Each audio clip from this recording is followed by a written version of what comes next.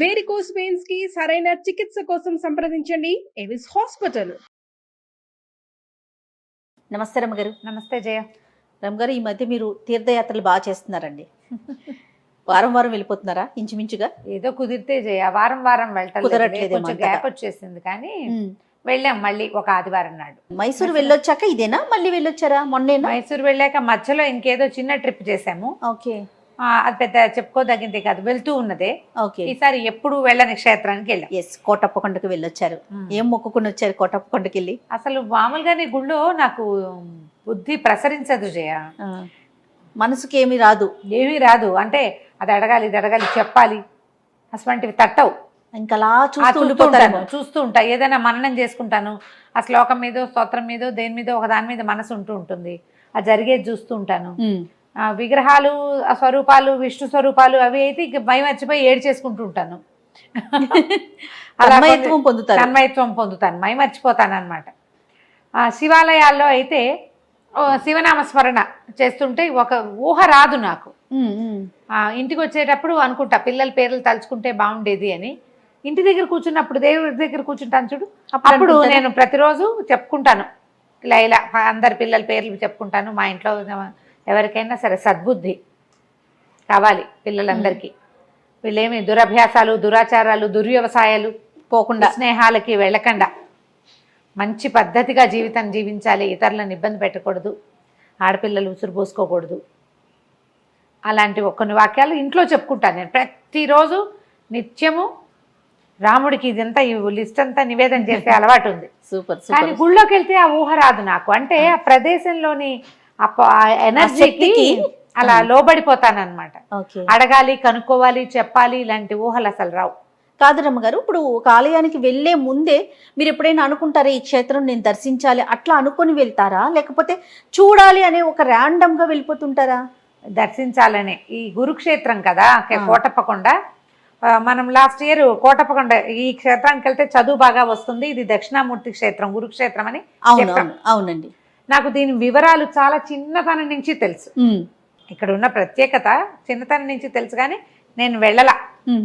మన పరిస్థితి ఎట్లా ఉందంటే, నేను ఒక క్షేత్రం గురించి చదివి తెలుసుకుని చెప్తాను. అవును. ఒక వితిన్ నో టైం నేను అక్కడికి వెళ్ళిపోతున్నా.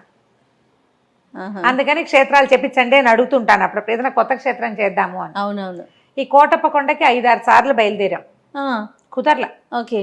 నాకు పిల్లలిద్దరినీ తీసుకెళ్లాలని. ఆ క్షేత్రంలో అడుగుపెట్టిన వాళ్ళకి గురుబలం పెరుగుతుంది. గ్రహస్థితిలో గురువు నీచంలో పడి ఉంటే గనక అందులో కొంత మార్పు వస్తుంది, పిల్లలకి విద్యాభివృద్ధి కలుగుతుంది. ఇది మనం వీడియోలో చెప్పాం. ఓకే. ఇది చూడాలంటే హైదరాబాద్ నుంచి వెళ్ళాలి, కొంచెం 4-5 గంటల ప్రయాణము. అక్కడ పరిస్థితులు అవి సరిగా తెలియదు. ఇలా ఏదో ముందు వెనక ఆడి పిల్లలిద్దరికీ కలిసి రాక, వాళ్ళ ముగ్గురికి కుదిరితే నాకు కుదరక, మనం ఆదివారాలే మా ఫ్రీ టైము. ఇలా కొంచెం ఆలోచించి మొత్తానికి మొన్న ఆదివారం నాడు వెళ్ళొచ్చేసాం. బాగా జరిగిందండి, చాలా బాగా అయింది. మా డాక్టర్ గారికి తెలిసిన మా ఫ్రెండ్స్ ఎవరో, వారి ఫ్రెండ్స్ ఎవరో అక్కడ ఉన్నారు. అదొక అవకాశం లభించింది. భగవంతుడి అనుగ్రహం అలా కలిసి వస్తుంది.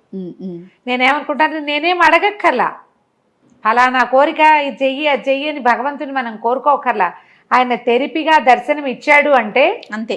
నాకు కావాల్సిందేదో లేదా నాకు రావాల్సిందేదో ఇచ్చేస్తాడు కదా. దర్శనం బాగా అవ్వాలి. మనం కోరికలు అంటావా, అదన్నీ మనుషులకి ఎవరెవరి మనస్తత్వాన్ని బట్టి వాళ్ళు చేస్తారు. ఎక్సలెంట్ దర్శనం. సన్నిధిలో మొట్టమొదట నేనే కూర్చున్నా. నా పక్కనే వరుసగా అందరు కూర్చున్నారు. అదే కాదు, అభిషేకానికి కూర్చున్నాం మేము.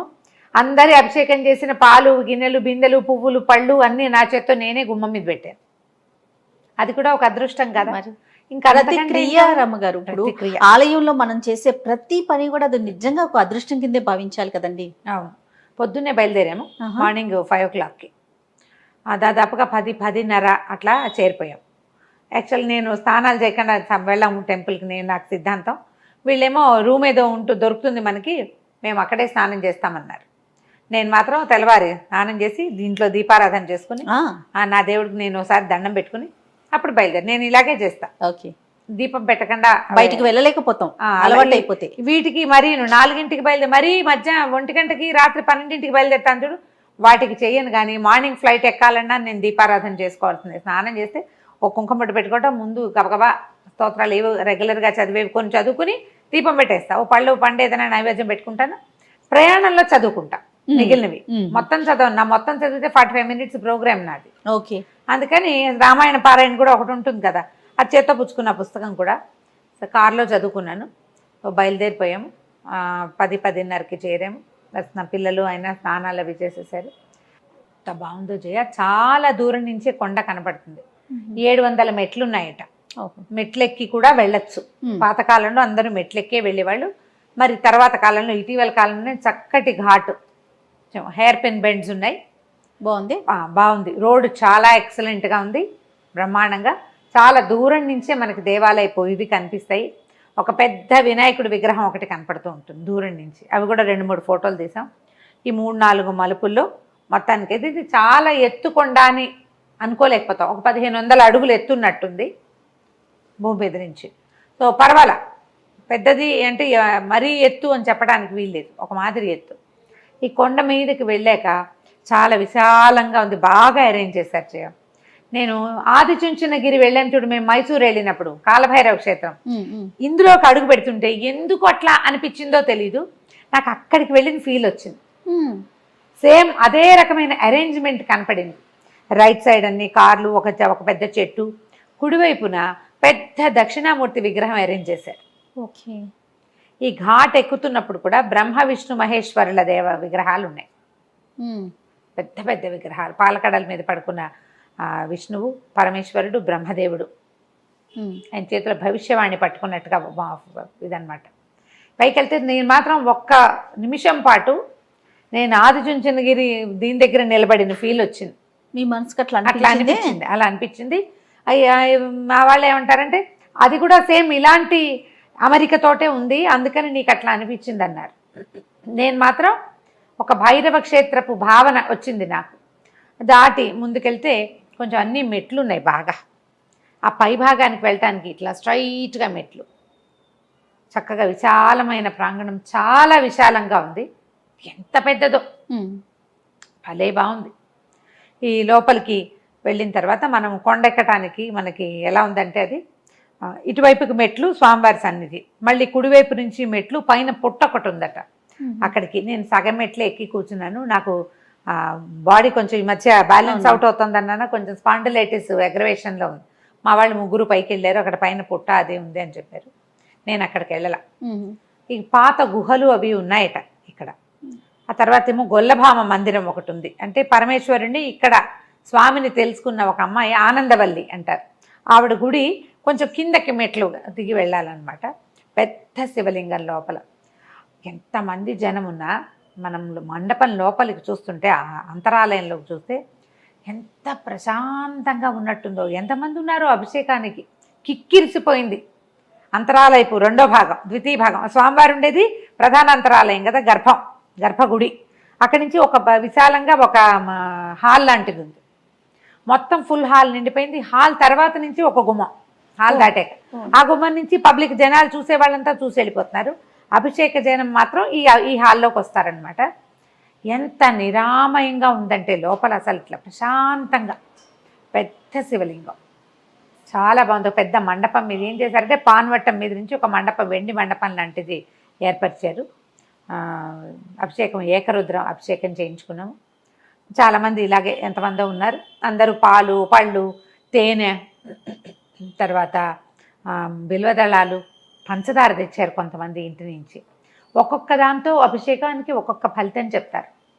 పరమేశ్వరుడికి పాలు, పెరుగు, తేనె, పంచదార, నెయ్యి, ఈ 5 కాకుండా పళ్ళతోటి అభిషేకం చేస్తే, ఒకటి ఎవరో ఒకటి చెరుకు రసం కూడా పట్టుకొచ్చారు. కొబ్బరి నీళ్ళు, పళ్ళు, మామిడి పళ్ళు అవి తొక్క తీసేసి రసం పిండి అభిషేకం చేశారు. అద్భుతంగా ఉంది. వాళ్ళు ఎవరో ఎంత భక్తులు, మరి ఇంత స్టీల్ డబ్బా తెచ్చారు. దాని నిండా అన్ని పళ్ళు ఒలిచేసి పట్టుకొచ్చారు.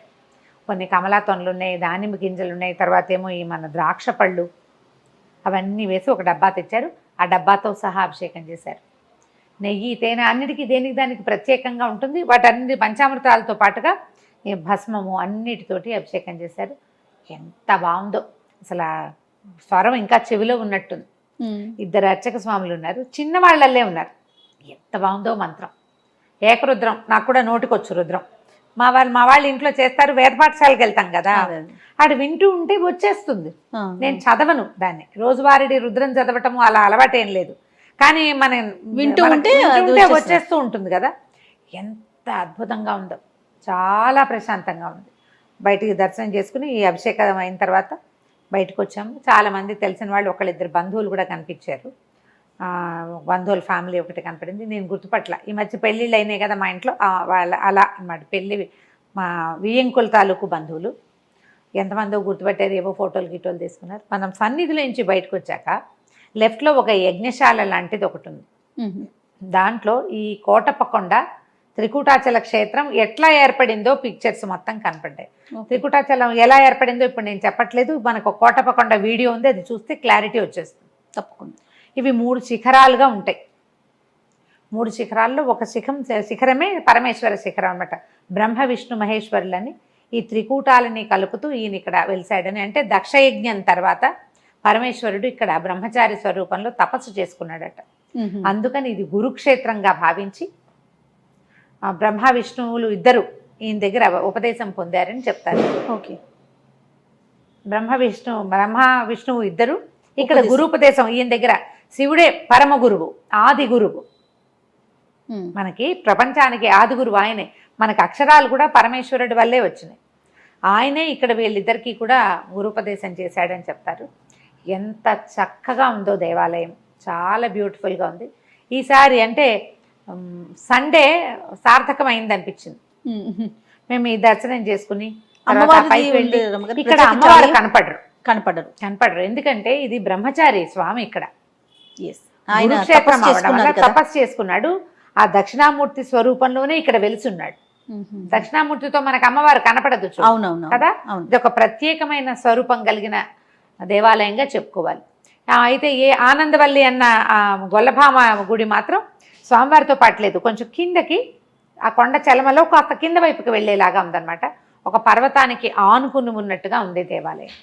ఆ తర్వాత పెద్ద నందీశ్వరుడు, పెద్ద శివుడి విగ్రహాలు ఇప్పుడు అరేంజ్మెంట్లు చాలా సులువైన. అసలు ఆ నందీశ్వరుడు ఎంత ముద్దుగా ఉన్నాడో, దేవాలయానికి ఎదురుగుండా ఉండి అద్భుతంగా ఉంది, చాలా బాగుంది. ప్రత్యేకమైన క్షేత్రము. పిల్లలకి విద్యాభ్యాసం లేదని సరిగా కుదరకపోయినా, ఏం చదవాలో తెలియక ఒక కన్ఫ్యూజన్లో ఉన్నా, మనకే జాతకంలో గురువు ఇబ్బందుల్లో ఉన్నా, వాళ్ళందరికీ ఇది ప్లస్ అవుతుంది ఈ దేవాలయ దర్శనం. నేను చూడు సంవత్సరం నుంచి ట్రై చేస్తున్నా, ఇప్పటికి వెళ్ళగలిగాను నేను. ఆయన ఒప్పుకోడు అంటారు. మనకి జాతక బలం కుదిరిన వాళ్ళే అక్కడికి వెళ్తారని, లేకపోతే వెళ్ళలేరని కొంతమంది పెద్దవాళ్ళు చెప్తుంటారు. గురువు అడ్జస్ట్ అయ్యే అవకాశం ఉంటే కానీ. దానికోసం ఏం చేయాలి, నేను ఎన్ని రోజుల నుంచో దక్షిణామూర్తి స్తోత్రం చేసుకుంటున్నాను, ఎప్పటి నుంచి చేస్తున్నాను. ఇది ఒకసారి వెళ్ళి అక్కడ ఒకసారి స్వామిని దర్శించి పిల్లలతో సహా వెళ్ళాలని చాలా బాగా కుదిరింది. సండే మార్నింగ్ వెళ్ళాం, రాత్రి 9ంటికి ఇంటికి వచ్చేసాం. ఓకే, ఇంకా అదొక్కటే దర్శనం అయిందండి? ఇంకేమైనా చూసారా? అదొక్కటే చూడదలుచుకున్నాం. ఓకే, మధ్యలో మనం వెళ్ళేటప్పుడు జడల రామలింగేశ్వర స్వామి దేవాలయము, తర్వాత ఇంకా ముందుకెళ్తే నల్గొండ రోడ్లో వెళ్తాం కదా, ఈ వాడపల్లి అవి కనపడతాయి. ఇది వరకు వాడపల్లి చూసాము, దీనికి టైం సరిపోదని ఇంకా వెళ్ళలేదు కూడా ఉండాలి కదా. 270 కిలోమీటర్లు ఉంది జయ. అవును, మరి ఇంకా మధ్యలో ఇంకేమైనా పెట్టుకుంటే కుదరదు కదా. మధ్యాహ్నం ఖాళీగా ఉంటాం, కానీ మధ్యాహ్నం వేళ ఏ దేవాలయ దర్శనం కుదురుతుంది? అవును, ఇది ఉదయం నుంచి 1 గంట దాకా ఇంచుమించు ఓపెన్ ఉంటుంది ఈ దేవాలయం. తర్వాత మళ్ళీ మధ్యాహ్నం 3 నుంచి మళ్ళీ రాత్రి దాకా ఉంటుందట. మధ్యలో ఒక 2 గంటలు స్వామికి విరామం ఇస్తారు. చక్కగా అభిషేకం అయిపోయాక మంచి పెద్ద 5 పడగల నాగేంద్ర స్వామి ఇదిలాగా పెట్టారు, కవచంలాగా వెనక నుంచి ఒక నాగ పడగ స్వామివారికి చక్కగా అలంకారం చేసి, శివలింగానికి చక్కగా అలంకారం చేశారు. ఎంత కన్నుల పండుగగా ఉందో. అభిషేకం కూడా చాలా ఎక్సలెంట్గా అయింది. చాలా అంటే మనకి హార్ట్ ఫీలింగ్గా అనిపించింది అనమాట. తృప్తిగా ఉంది. దర్శనం బాగా చేయించారు. ఆయన ఎవరో మహానుభావులు, పేరైతే నేను అడగలేదు, చాలా మొహమాటంగా ఉన్నారు, కానీ చక్కగా దర్శనం మీరు ఇక్కడే ఉండండి 10 నిమిషాలు, అభిషేకం వేళకి పంపిస్తూ ఉన్నారు. మేమే ఫస్ట్ లోపలికి వెళ్ళాము, మొదటి లైన్లోనే కూర్చుని దగ్గర నుంచి మంత్రం ప్రతి పదము నేను స్పష్టంగా వినగలిగాను. అదొక సంతోషం. చాలా బాగా అయింది. అవకాశం ఉంటే తప్పకుండా కోటప్పకొండని దర్శనం చేసుకోండి. తప్పకుండా. ఈ కాలంలో కొంచెం జనం తక్కువగా ఉంటారు, ఆషాఢ శ్రావణాలు కాస్త జనం తక్కువ ఉంటారు. ఆదివారం సోమవారం బిజీగా ఉంటుందట బాగా. మిగిలిన రోజుల్లో కొంచెం తక్కువ మాదిరిగా ఉంటుంది. కొండ పై భాగం కాబట్టి కొంచెం ఎండ ఎక్కువగా ఉంది. వర్షాకాలం ఎలా ఉంటుందో మరి చూడాలి. నమస్తే. నమస్తే.